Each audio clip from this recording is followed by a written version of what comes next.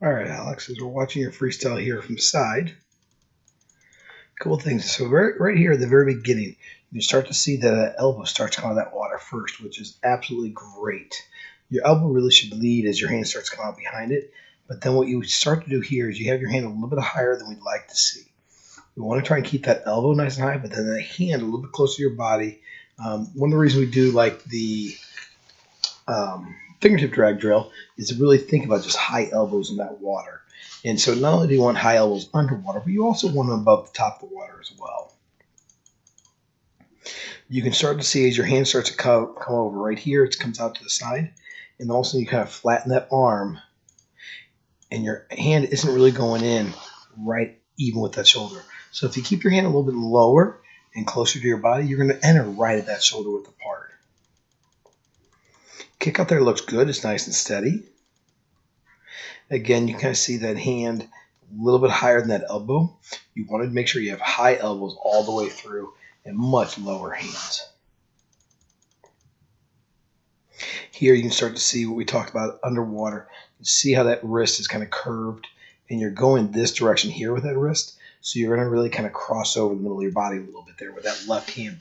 So your right hand entry is much better than your left hand entry, but both of them need to work and really make sure we're going fingertip down every single time. Breathing's not bad. You can see you have both goggles out, and you're not nearly as high as some of the other people I've seen. But again, if you can actually just do a slight turn and have your head look more this way with one goggle in, one goggle out, that's going to be a way better turn. Good job of getting that head down. Again, just kind of watch that hand. You know, once your hand goes in the water, you do a good job of getting into that catch really, really well. But you're definitely crossing over.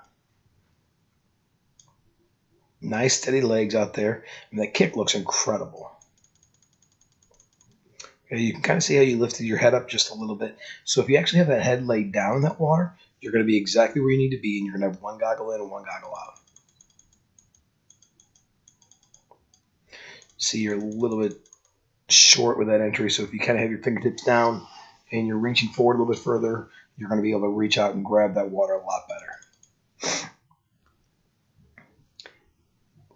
Again, we don't want to breathe that last stroke into the wall. We really want to try and go, ideally, if you can do flags into the wall without a breath, you're perfect, right?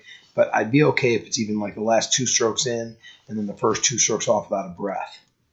As you start to go over that turn, your feet start to separate a little bit, which is really good. You've got your knees a little bit wide as well. That's great. But the one thing we saw above the water, and you can see it right here too, that's your right hand. Your right hand is above that water. So while your left hand is doing the right thing as far as palm down and really grab, that right hand is all over the place. So we got to make sure that gets a lot more controlled and really try to, what I always say is throw water towards your face. Nice streamline. Wait a little bit longer to start that dolphin kick. Make sure you're really on your stomach. As you start your breakout here, you can see that pull. And again, you can see this is what we're talking about, that high elbow underwater. That looks so good right there, okay?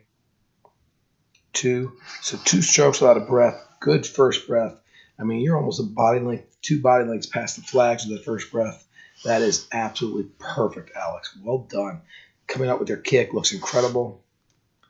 Very nicely done.